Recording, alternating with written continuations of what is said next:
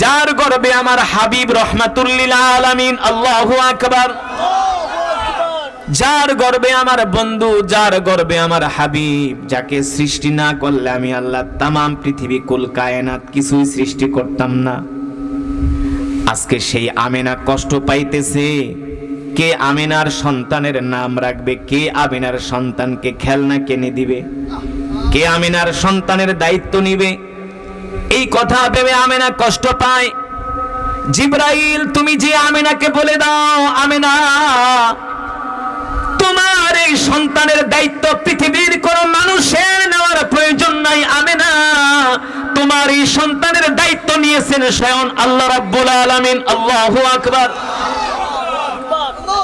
জিবরাইলকে নির্দেশ দেওয়ার পরে জিবরাইল আরশে আজিম থেকে জমিনে চলে আসে হযরত আমিনার ঘরে। সাদা শুভ্র পোশাকের জিবরাইল সুদর্শন চেহারার অধিকারী হযরত আমিনার সামনে এসে দাঁড়ায়। হযরত আমিনা প্রশ্ন করে, মিন আইনা জিতা, তুমি কোত্থেকে আসছো? কি তোমার পরিচয়? জিবরাইল বলে, আনা জিবরাইল জিতু মিনাল আরশ, আমি আরশ থেকে আসছি, আমার নাম জিবরাইল।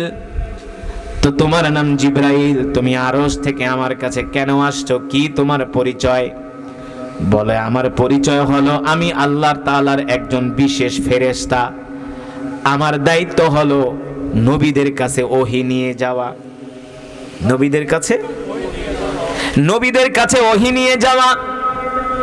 হযরত আমিনা প্রশ্ন করে, জিবরাইল, আপনার দায়িত্ব হলো বিভিন্ন নবীদের কাছে ওহী নিয়ে যাওয়া, কিন্তু আমি তো নবী না, আপনি আমার কাছে কেন আসছেন?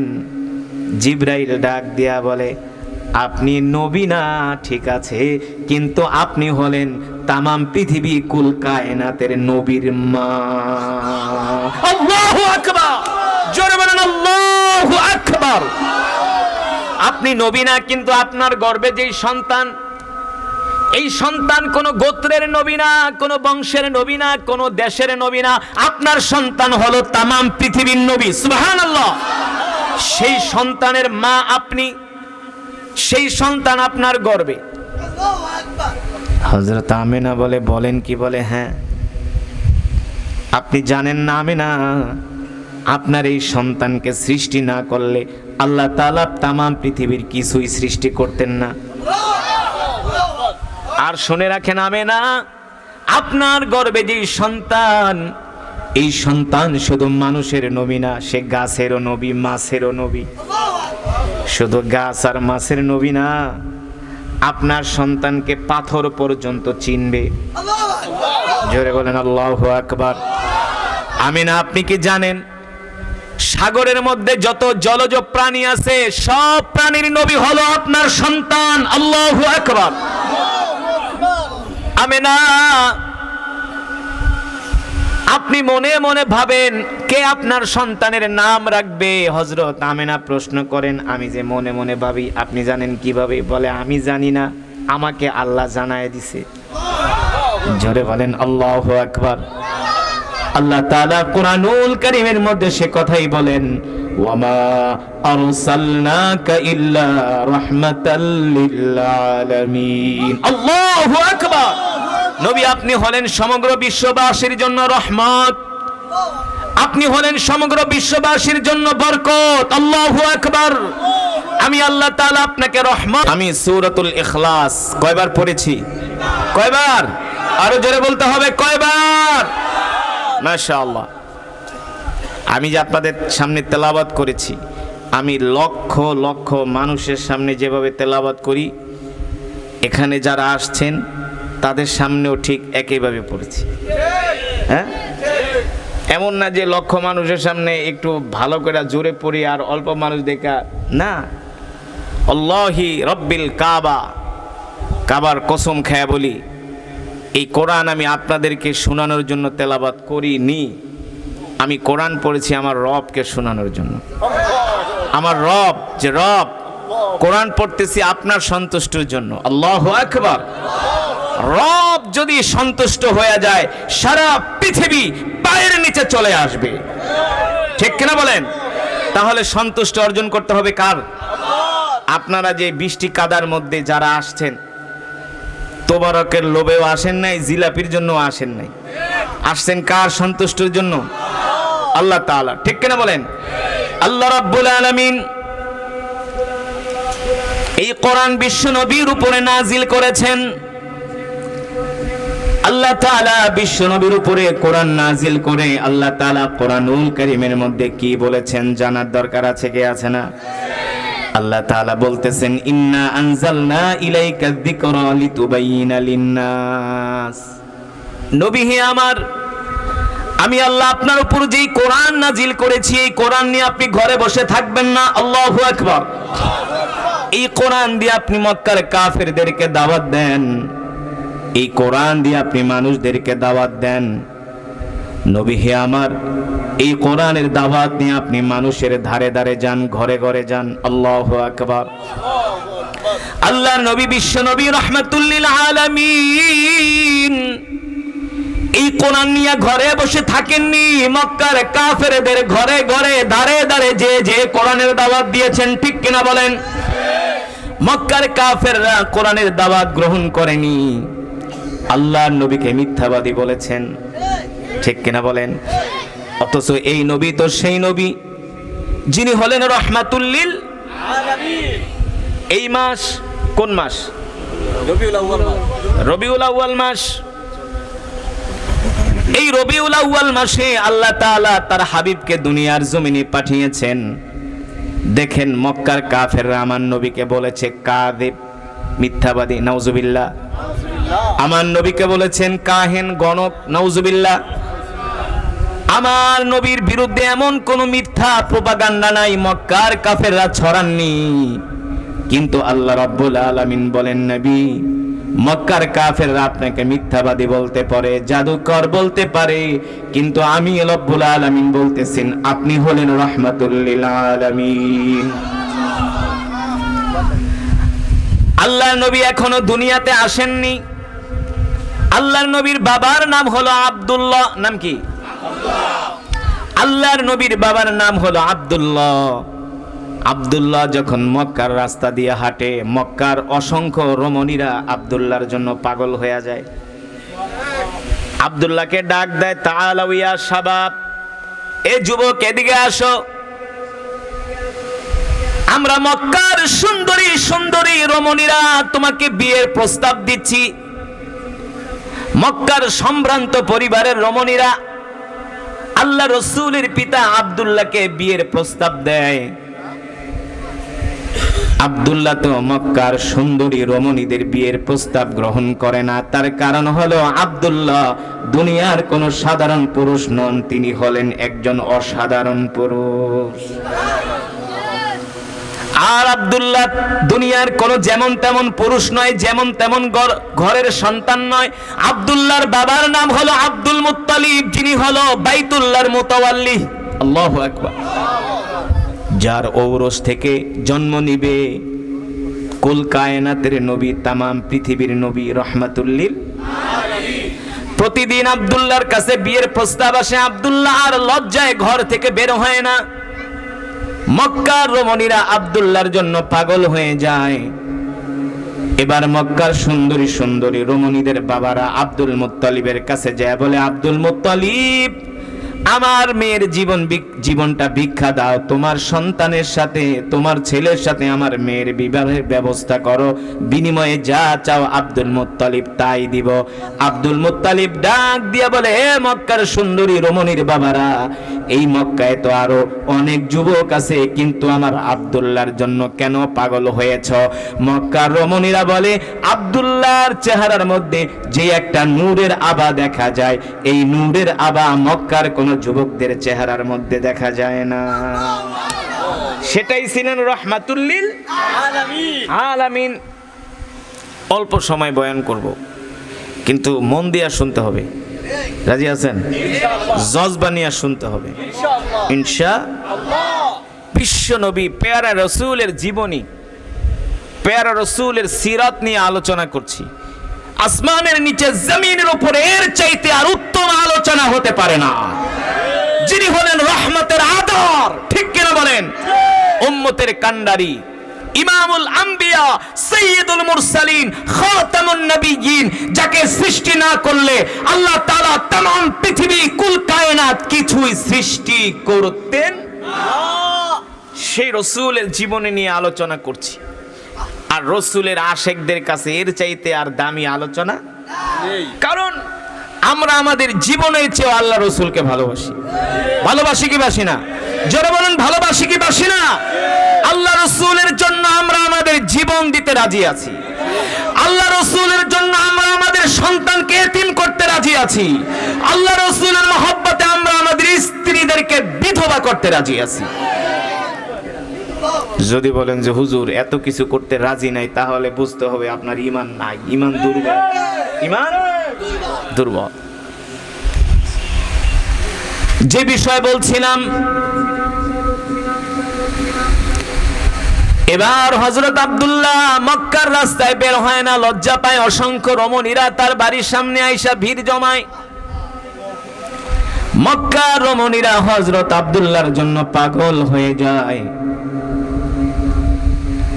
কিন্তু হযরত আব্দুল্লাহ তো আর যেন তেন মহিলাকে বিয়ে করবে না। হযরত আব্দুল্লাহর সাথে আমিনার বিয়ের ব্যবস্থা হয়ে যায়। আল্লাহু আকবার। হযরত আমিনা তো সেই মহিয়সী নারী যার গর্ভে আসবে আল্লাহ রাসূল। হযরত আব্দুল্লাহর সাথে আমিনার বিবাহ হয়ে যায়। পুরো মক্কার মধ্যে খবর হয়ে যায়। মক্কার মধ্যে এই কথা ছড়িয়ে পড়ে, এ শুনছনি মক্কার রমণীরা, আব্দুল্লাহ অসংখ্য হাজার হাজার রমণীদেরকে, অসংখ্য হাজার হাজার রমণীদের হৃদয় ভেঙে মহিয়সী রমণী আমিনার সাথে আব্দুল্লাহর বিয়ে হয়ে গিয়েছে। এই কথা শোনার পরে মক্কার রমণীরা এতটা কষ্ট হয়, এতটা কষ্ট পায়, এতটা ভেঙে পড়ে। এবার 3 দিন পরে মক্কার রমণীরা বলে, চলো তো, চলো দেখিতে আব্দুল্লাহর চেহারাটা আরেকবার দেখে আসি, যেহেতু সে বিবাহ করেছে। এবার 3 দিন পরে মক্কার রমণীরা রাস্তায় বের হয় আব্দুল্লাহকে দেখার জন্য। আব্দুল্লাহর চেহারার দিকে তাকায় আর মক্কার রমণীরা চলে যায়। আর আব্দুল্লাহকে ডাক দিয়ে বলে, আব্দুল্লাহ, 3 দিন আগেও তুমি আমাদের কাছে ছিলে হীরার টুকরা, এখন আর আমাদের কাছে তোমার কোনো দাম নাই। বলে কারণ কি? বলে 3 দিন আগেও তোমার চেহারার মধ্যে একটা নূরের আভা দেখতে পেয়েছিলাম, সেই নূরের আভাটা এখন আর নাই। সেই নূরের আভাটা থাকবে কিভাবে? সেটাই তো ছিল আল্লাহর রাসূল। আল্লাহর রাসূল তো চলে গিয়েছেন হযরত আমিনার রেহেমের মধ্যে, ঠিক কিনা বলেন? এবার আল্লাহ রাসূল রাহমাতুল্লিল আলামিন মায়ের গর্ভে। মক্কার রমণীরা এই কথা বলতে বাধ্য। আব্দুল্লাহ, বিয়ের 3 দিন আগেও তোমার চেহারার মধ্যে একটা আকর্ষণ ছিল, নূর ছিল, একটা আলো ছিল। তোমার চেহারা দেখে আমরা বুঝতে পেরেছিলাম তুমি মক্কার কোনো সাধারণ যুবক না। এই জন্য আমরা তোমার জন্য পাগল হয়েছিলাম। কিন্তু এখন তোমার চেহারার মধ্যে তাকায় আমরা দেখতে পাই সেই নূরের আলো, নূরের আভা নাই। তার মানে আমাদের কাছে এখন তোমারও কোনো দাম নাই। এই কথা বলে মক্কার রমণীরা আর্তনাদ করতে করতে চলে যায়। হযরত আমিনার গর্ভে আল্লাহ রাসূল চলে আসেন। 6 মাস পরে আব্দুল্লাহ ব্যবসা করার জন্য আমিনার থেকে বিদায় নিয়ে বাড়ি থেকে বের হয়ে যায়। পথিমধ্যে হযরত আব্দুল্লাহর ইন্তেকাল হয়ে যায়। বাড়িতে খবর আসে, আমিনা, ও আমিনা, শুনছনি তোমার স্বামী আব্দুল্লাহ ইন্তেকাল করেছে। এই কথা শোনার পরে হযরত আমিনা ভেঙে পড়ে। তার হৃদয়টা ভেঙে খান খান হয়ে যায়। তার চোখ থেকে অশ্রু ঝরতে শুরু করে আর তিনি আসমানের দিকে তাকায়া কান্না করে। হযরত আমিনা মনে মনে ভাবে, আব্দুল্লাহ, আমার গর্ভে তুমি সন্তান দিয়া আমাকে একা রেখে চলে গেলে। আব্দুল্লাহ, তোমার সন্তান আমার গর্ভে, এই সন্তানকে আমি কিভাবে মানুষ করব, কিভাবে বড় করব, কে আমার সন্তানের নাম রাখবে? এই কথা ভেবে হযরত আমিনা কষ্ট পায়। হযরত আমিনা রাস্তার দিকে তাকায়, দেখেন বাবারা ছোট ছোট বাচ্চাদের হাত ধরে খেলা করতে নিয়ে যায়, বাজারে নিয়ে যায়। বাবারা তার সন্তানদেরকে কাঁধে উঠায়া আদর করতে করতে রাস্তা দিয়ে হাসতে হাসতে যায়। এই দৃশ্য দেখার পরে হযরত আমিনা আরো বেশি কষ্ট পায়, আর মনে মনে ভাবে, হায় রে, আমার আব্দুল্লাহ দুনিয়াতে নাই, কিছুদিন পরে আমার সন্তান দুনিয়াতে আসবে, কে আমার সন্তানের নাম রাখবে, কে আমার সন্তানকে খেলনা কিনে দিবে, কে আমার সন্তানকে আদর করবে? এই কথা ভেবে হযরত আমিনা কান্না করতে থাকে, আসমানের দিকে তাকায় আর তার চোখের পানি ঝরে। আল্লাহ রাব্বুল আলামিন ডাক দিয়ে বলে, জিবরাইল জমিনে যাও, জমিনে যাও, যার গর্ভে আমার হাবিব রহমাতুল লিল আলামিন, আল্লাহু আকবার, যার গর্ভে আমার বন্ধু, যার গর্ভে আমার হাবিব, যাকে সৃষ্টি না করলে আমি আল্লাহ তামাম পৃথিবী কুল কায়নাত কিছুই সৃষ্টি করতাম না। আজকে সেই আমিনা কষ্ট পাইতেছে, কে আমিনার সন্তানের নাম রাখবে, কে আমিনার সন্তানকে খেলনা কিনে দিবে, কে আমিনার সন্তানের দায়িত্ব নিবে? এই কথা ভেবে আমিনা কষ্ট পায়। জিবরাইল তুমি যে আমিনাকে বলে দাও, আমিনা তোমার এই সন্তানের দায়িত্ব পৃথিবীর কোন মানুষের নেওয়ার প্রয়োজন নাই। আমিনা তোমার এই সন্তানের দায়িত্ব নিয়েছেন স্বয়ং আল্লাহ রাব্বুল আলামিন, আল্লাহু আকবার। জিবরাইলকে নির্দেশ দেওয়ার পরে জিবরাইল আরশে আজিম থেকে জমিনে চলে আসে হযরত আমিনার ঘরে। সাদা শুভ্র পোশাকের জিবরাইল সুদর্শন চেহারার অধিকারী হযরত আমিনার সামনে এসে দাঁড়ায়। হযরত আমিনা প্রশ্ন করে, মিন আইনা জিতা, তুমি কোত্থেকে আসছো, কি তোমার পরিচয়? জিবরাইল বলে, আনা জিবরাইল জিতু মিনাল আরশ, আমি আরশ থেকে আসছি, আমার নাম জিবরাইল। তো তোমার নাম জিবরাইল, তুমি আরশ থেকে আমার কাছে কেন আসছো, কি তোমার পরিচয়? বলে, আমার পরিচয় হলো আমি আল্লাহ তাআলার একজন বিশেষ ফেরেশতা, আমার দায়িত্ব হলো নবীদের কাছে ওহী নিয়ে যাওয়া, নবীদের কাছে ওহী নিয়ে যাওয়া। হযরত আমিনা প্রশ্ন করে, জিবরাইল আপনার দায়িত্ব হলো বিভিন্ন নবীদের কাছে ওহী নিয়ে যাওয়া, কিন্তু আমি তো নবী না, আপনি আমার কাছে কেন আসছেন? জিবরাইল ডাক দিয়া বলে, আপনি নবী না ঠিক আছে, কিন্তু আপনি হলেন তামাম পৃথিবী কুল কায়নাতের নবীর মা। আল্লাহু আকবার, জোরে বলেন আল্লাহু আকবার। আপনি নবী না, কিন্তু আপনার গর্ভে যেই সন্তান, এই সন্তান কোন গোত্রের নবী না, কোন বংশের নবী না, কোন দেশের নবী না, আপনার সন্তান হলো তামাম পৃথিবীর নবী। সুবহানাল্লাহ।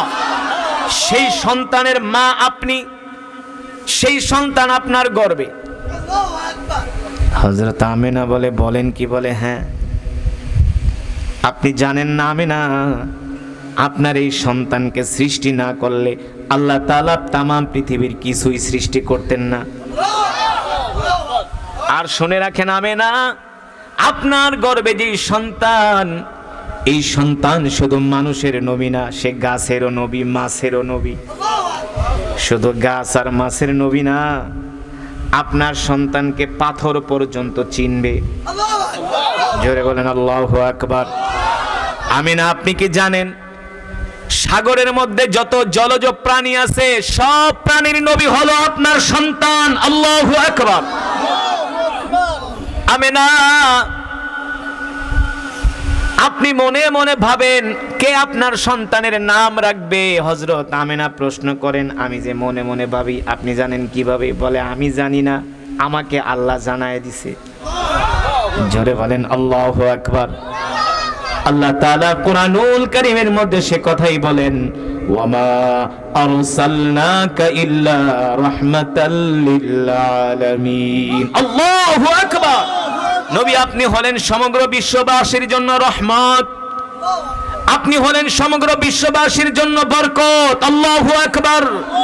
আমি আল্লাহ তাআলা আপনাকে রহমত করে বরকত করে দুনিয়াতে পাঠাইছি। সুবহানাল্লাহ বলেন।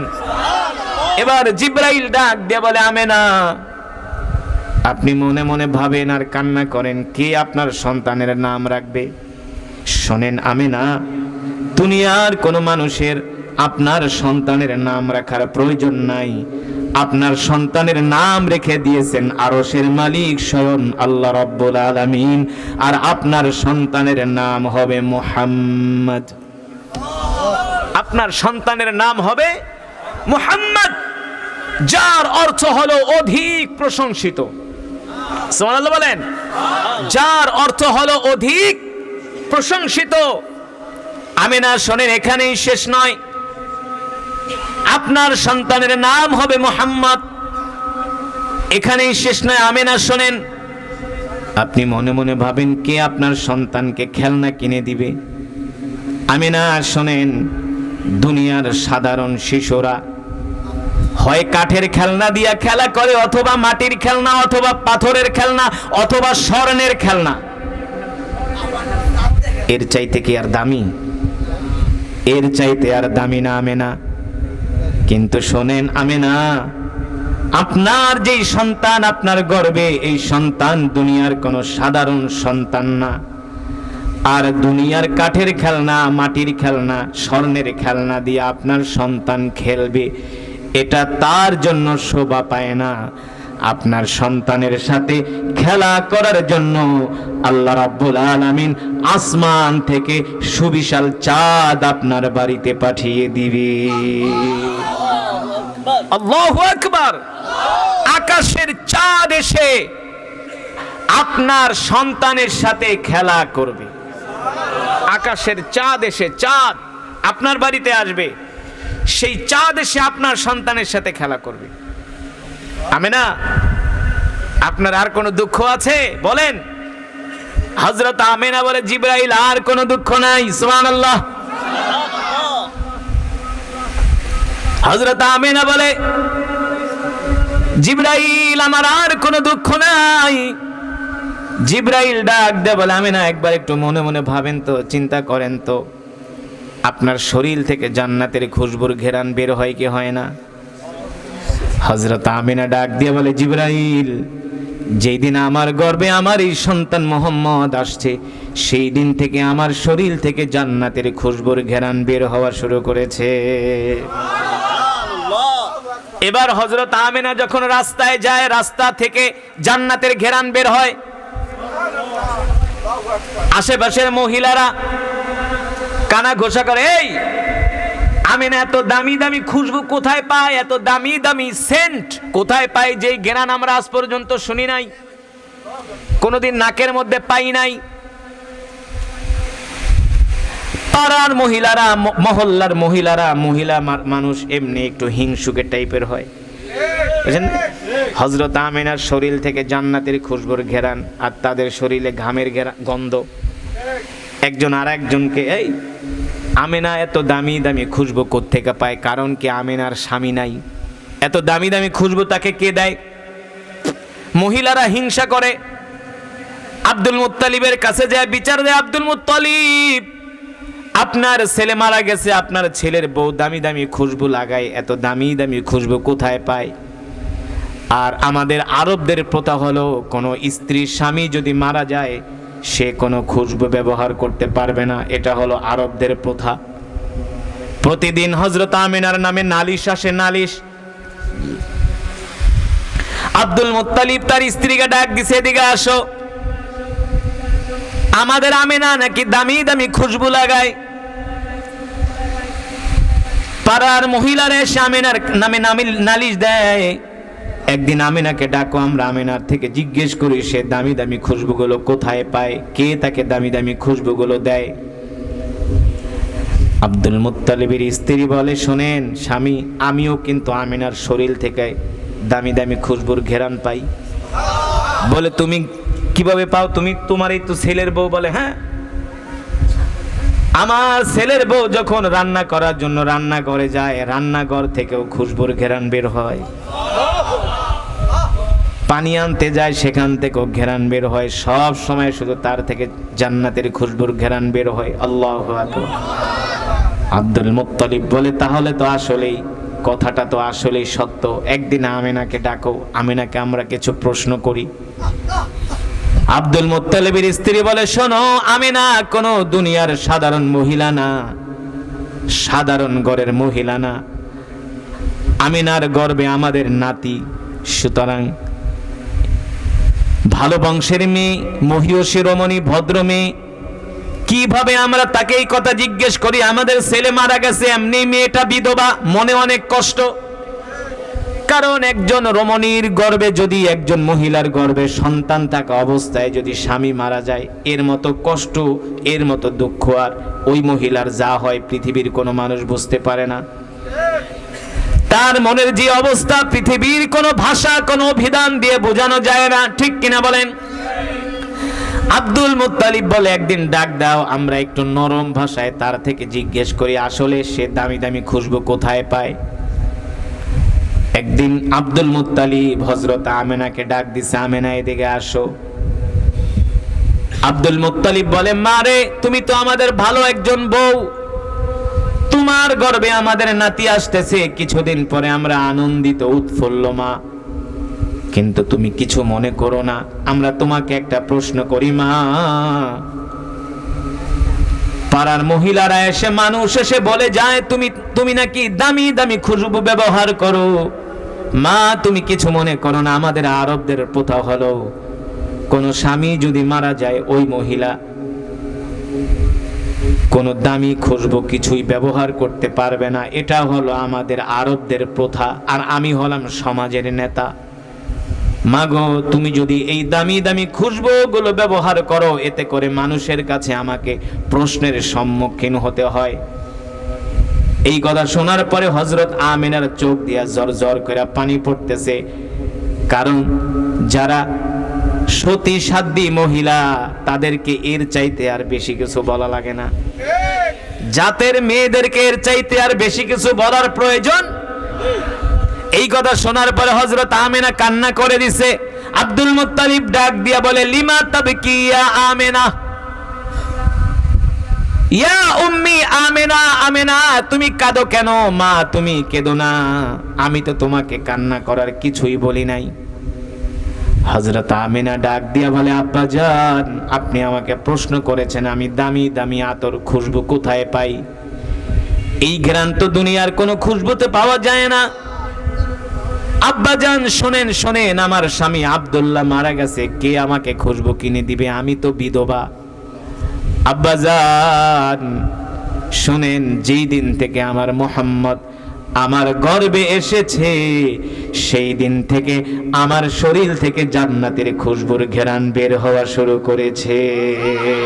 জোরে বলেন সুবহানাল্লাহ, আল্লাহু আকবার। আব্দুল মুত্তালিবের স্ত্রী বলে, মা রে, ঠিকই বলছো, আমিও তোমার শরীর থেকে জান্নাতের খুশবুর ঘ্রাণ পেয়েছি। হযরত আমিনা ডাক দিয়ে বলে, আম্মা জান, শুধু এখানেই শেষ না। যেই দিন থেকে আমার মোহাম্মদ গর্ভে এসেছে, আমি যখন রাস্তা দিয়ে হেঁটে যাই, রাস্তার গাছগুলো আমাকে দেখা সালাম দেয়। আমি জিজ্ঞেস করি, আমাকে সালাম দাও কারণ কি? বলে, আপনার গর্ভে আমাদের নবী। হযরত আমিনা বলে, আব্বা জান, এখানেই শেষ নয়। যখন আমি পানি আনার জন্য কূপের কাছে যাই, কূপের পানিগুলো থাকে, কূপের পানিগুলো তারা লাফ দিয়ে উপরে উঠে যায়। পানিগুলো আমাকে দেখে আনন্দের দোল খেতে থাকে, দোল। আমার মস্কের মধ্যে পানিগুলো এসে ভর্তি হয়ে যায়। আব্দুল মুত্তালিবের স্ত্রী প্রশ্ন করে, মা, এটা কি এখন? বলে, হ্যাঁ এখন। যেদিন থেকে আমার মোহাম্মদ আমার গর্ভে এসেছে, সেই দিন থেকে আমি কূপের কাছে গেলে কূপের পানিগুলো আনন্দের দোল খেতে থাকে। আল্লাহু আকবার। পানির স্তর উপরে উঠে যায়, কূপ থেকে আওয়াজ আসে, আপনি আপনার পানির পাত্র ধরেন, আমরা আপনার পাত্রের মধ্যে ঢুকা যাইতেছি। প্রশ্ন করি কেন? বলে আপনি হলেন নবীর মা, আপনার কষ্ট হবে, আপনাকে কষ্ট দিতে পারবো না। সেই রসুলের উম্মত আমরা, খুশি নাকি বেজার? খুশি নাকি বেজার? মুসলমান, যে রসুলের উম্মত হওয়ার জন্য আগেকার পয়গম্বর আল্লাহ তাআলার কাছে দোয়া করেছিলেন, ঠিক কিনা বলেন? আল্লাহ তাআলা আমাদেরকে বিনা দরখাস্তে সেই রসুলের উম্মত বানিয়েছেন। আজকে বাংলাদেশে এই যে রবিউল আউয়াল মাস, এই 12ই রবিউল আউয়ালে বাংলাদেশের কিছু মুসলমানরা তারা রবিউল আউয়ালে আসলে তারা কেক কাটে, বিরিয়ানি রান্না করে খায়। খায় কি খায় না? তোবারক খায়। তারা বলে ঈদে মিলাদুন নবী নাকি পৃথিবীর শ্রেষ্ঠ ঈদ, অথচ কোরআন হাদিসের কোথাও নাই আছে যে ঈদে মিলাদুন নবী ঈদ। ঈদ তো দুইটা, ঈদুল ফিতর, ঈদুল আযহা। আমার জীবনের একটা আশা ছিল যে আমি কোনো এক বছর এই 12ই রবিউল আউয়ালে আমি মদিনা শরীফে থাকব, দেখব যে আমার দেশের মুসলমানরা এত কেক কাটে, এত তোবারক, সিন্নি, এত কিছু বিরিয়ানি পাকায় খায়, আর ঈদ ঈদ বলে চিল্লায়। যেই মদিনায় রসুলের রওজা, যেখানে রসুল শুয়ে আছেন, রওজায়ে আতহার মদিনাতুত তাইয়্যিবায়। আমার জীবনের ইচ্ছা যে আমি এক বছর 12ই রবিউল আউয়ালে মদিনা শরীফ থাকব, আর দেখব যে মদিনার মানুষ 12ই রবিউল আউয়ালে কেক কাটে কিনা আর তোবারক রান্না করে কিনা। আলহামদুলিল্লাহ, ঘটনাক্রমে এই বছরের 12ই রবিউল আউয়াল আমি মদিনা শরীফে ছিলাম। মদিনা শরীফে ছিলাম, রসুলের রওজা আতহারের কাছে গেলাম, পেয়ারা রসুলকে, পেয়ারা নবীজিকে হৃদয় ভরে সালাম জানালাম। মদিনার আশেপাশে ঘুরি আর দেখি কোনো জায়গায় তোবারক টোবারক রান্না করে কিনা। পুরা মদিনা ঘুরলাম, কই 12ই রবিউল আউয়ালে কেউ কোনোদিন বলল না আজকে ঈদ, আজকে নবীর জন্ম ঈদ, আজকে বিরিয়ানি রানতে হবে, তেহারি রানতে হবে, তোবারক রানতে হবে। কোন জায়গায় দেখলাম না এক ডেক খিচুড়ি রাইন্দা মানুষরে দিতে আছে যে আসো আসো আজকে ঈদ মিলাদুন নবী, বড় ঈদ, রসুলের জন্ম ঈদ, নেও জনমের খাওয়া খাও। আপনাদের কাছে আমার প্রশ্ন, 12ই রবিউল আউয়ালে যদি তোবারক খাওয়া, সিন্নি খাওয়া, জিলাপি খাওয়া, এটা যদি রসুলের মহব্বতের বহি প্রকাশ হতো, তাহলে মদিনাতুল মুনাওয়ারায় হাজার হাজার লক্ষ লক্ষ উট আর দুম্বা জবাই কইরা লক্ষ লক্ষ ডেক তেহারি বিরিয়ানি তোবারক রান্না করা হতো। কিন্তু কই মদিনা শরীফ তো কোনো জায়গায় নাই, কোনো জায়গায় নাই। যদি এগুলো রান্না করতে হয়তো বা আরবের মানুষরা আমাকে চিনে না, কিন্তু বাংলাদেশের মানুষ তো চিনে। বাংলাদেশের মানুষও তো বলতো হুজুর ওইখানে তোবারক রানতেছে, ঈদে মিলাদুন নবী, আসেন একটা পোটলা নিয়ে যান। শুধু বাংলাদেশের মানুষ না, আলহামদুলিল্লাহ এভরিডে, প্রতিদিন 1 মিলিয়ন মানুষ আমার তেলাওয়াত শোনে। এর মধ্যে 60% হলো দেশের বাহিরের। বিদেশে যেখানেই যায়, অনেক আরব, অনারব, ইন্দোনেশিয়ান, মালয়েশিয়ান, আফ্রিকান, ইরানি, পাকিস্তান,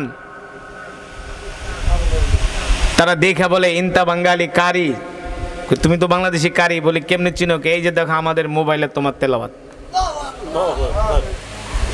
মসজিদে হারামে যাই, মদিনা শরীফে ঘুরি, হাজার হাজার মানুষ আইসা, বাংলাদেশের লোক তো আছেই, অনেক বিদেশিরা পর্যন্ত আইসা বলে এই যে তোমার তেলাওয়াত শুনতেছি।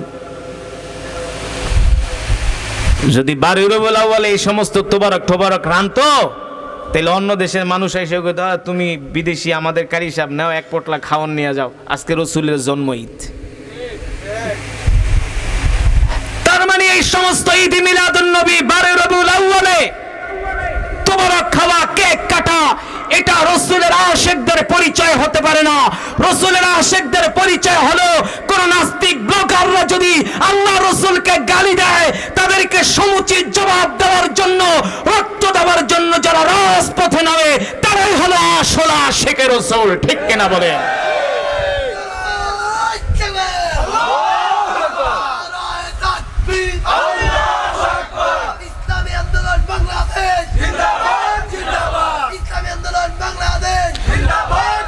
মাশাআল্লাহ। আল্লাহ রসুলের আশেকেরা, আল্লাহ রসুলের আশেক তো তারা যারা প্রতিটা কদমে কদমে আল্লাহ রসুলের সুন্নতগুলো মানে। দেখবেন যারা এই সমস্ত ঈদে মিলাদুন্নবী পালন করে সবগুলো হলো গাঁজাখোর। আমি খুব ভালো করে চিনি, কারণ বাংলাদেশের এমন কোনো জেলা নাই, থানা নাই, ইউনিয়ন নাই যেখানে আমার যাওয়া হয়। বাংলাদেশে এমন কোনো বড় মাহফিল নাই, বড় মাদ্রাসা নাই যেখানে আমার বিচরণ হয় নাই। যারা এই সমস্ত ঈদ মিলাদুন্নবী পালন করে ওদের মুখে 100-র মধ্যে 90টারই দাড়ি নেই।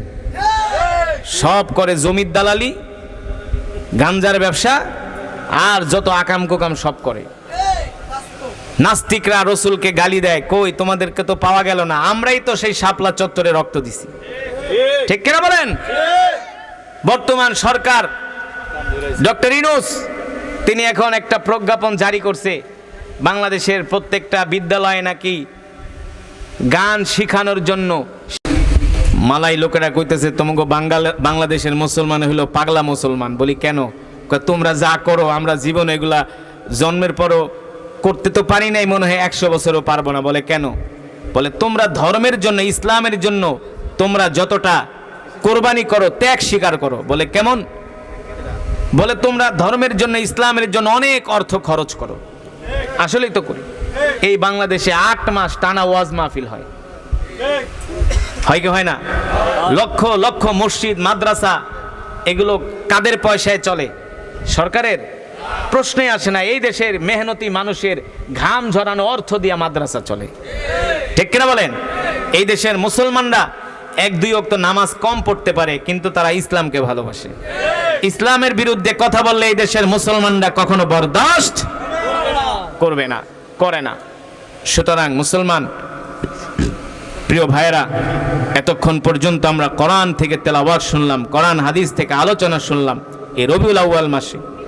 তাহলে আমরা কি শিখলাম, কি জানলাম, কি বুঝলাম, কি মেসেজ নিয়ে বাড়িতে যাব? যতদিন বাঁচবো আল্লাহ রসুলের আদর্শ নিয়ে বাঁচবো, আল্লাহ রসুলের সুন্নতগুলো কদমে কদমে আমরা পালন করব ইনশাআল্লাহ।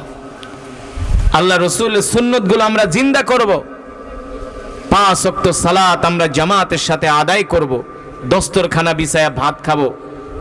নামাজের আগে আমরা মিসওয়াক করব, ঢিলা কুলুপ ব্যবহার করব। রাস্তা দিয়ে হাঁটার সময় ডান দিক দিয়ে হাঁটবো। এক মুসলমান আর এক মুসলমানকে দেখলে আমরা সালাম দিব। নরম ভাষায় কথা বলবো, কোমল ভাষায় কথা বলবো, কোনো মুসলমানকে আমরা কষ্ট। এগুলো হলো রসুলের আশেকদের পরিচয়। ঠিক কিনা বলেন? আমার হাত, আমার জবান দ্বারা যাতে কোনো মুসলমান কষ্ট না পায়, সে যেই দল করুক, আমরা সবার সাথে মিলেমিশে থাকবো, সবাইকে আমরা ভালোবাসবো। যারা কোরআনের পক্ষে থাকবে তাদের জন্য আমরা কলিজা কেটে দিব, তাদের আমরা জুতা সোজা করব। কিন্তু কোরআনের বিরুদ্ধে কথা বললে, ইসলামের বিরুদ্ধে কথা বললে সে হবে আমার সবচেয়ে বড় শত্রু। মান আহাব্বা লিল্লাহ ওয়া আবগাদা লিল্লাহ ওয়া আতা লিল্লাহ ওয়া মানা লিল্লাহি ফাকাদ ইস্তিকমালাল ঈমান। আমার ভালোবাসা, আমার রাগ, আমার গোসা সব হবে কার জন্য? আল্লাহ তাআলার জন্য।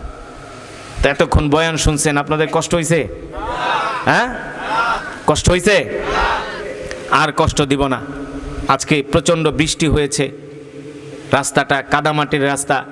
আমি যখন আসছি তখনই তো চিন্তা করলাম যে এই রাস্তা দিয়া এই কাদার ভিতরে মানুষগুলো কিভাবে আসবে। তারপরও শর্ট টাইম, মাত্র 3 দিনে এই প্রোগ্রামটার আয়োজন করা হয়েছে। যাই হোক, আমার আশা আপনাদের সামনে বসা একমাত্র আল্লাহর সন্তুষ্টির জন্য। আপনারা আমার দেশের মানুষ, আমি তো সারা পৃথিবী ঘুরি, সারা বাংলাদেশ তো আছেই। তারপরেও যখন সময় পাই দেশে আসি, এসে অনেক মাদ্রাসায় পড়াই, অনেক মাহফিলে যায় বয়ান করি। আজকে বাংলাদেশের লক্ষ লক্ষ যুবক যারা আগে গান শুনতো তারা এখন কোরআন শুনে। যারা অনেক স্কুল কলেজ ইউনিভার্সিটির ছাত্ররা আগে গান শুনতো, এখন দেখলে বলে হুজুর আগে গান শুনতাম, এখন আপনার তেলাওয়াত শুনি।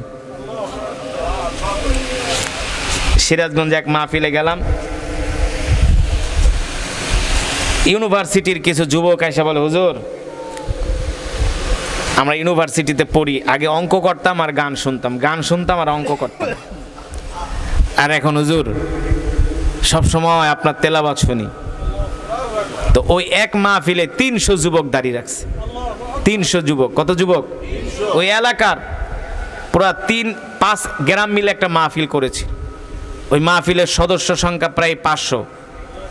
তাই বলছি মিনিমাম 300 যুবক দাঁড়িয়ে রাখতে হবে। 300 যুবক দাঁড়িয়ে রাখছে। আলহামদুলিল্লাহ, বাংলাদেশের মানুষ এখন ইসলামকে ভালোবাসে, ঠিক কিনা?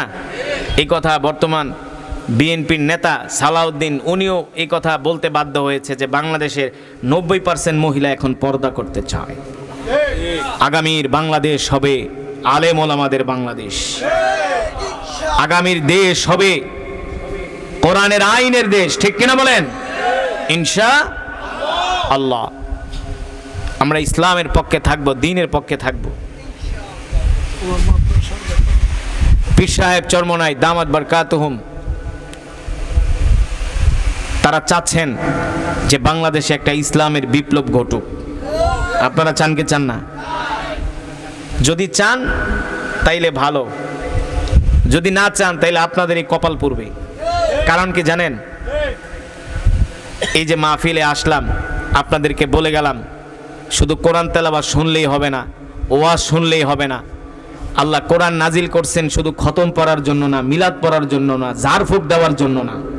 আল্লাহ তাআলা কোরআন নাজিল করছে কোরআন দিয়া রাষ্ট্র চলবে, কোরআন দিয়া সংসদ চলবে, কোরআন দিয়া বিচার আদালত চলবে, ঠিক কিনা?